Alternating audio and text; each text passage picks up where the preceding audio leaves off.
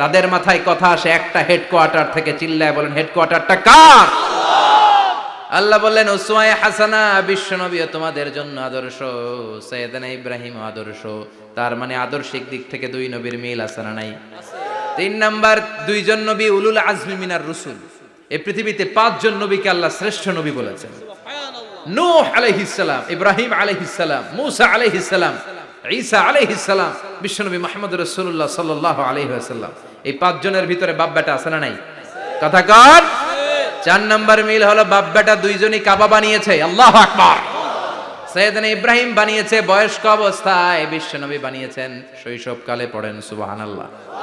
বিশ্বনবীর বয়স মাত্র 10 বছর। কয় বছর?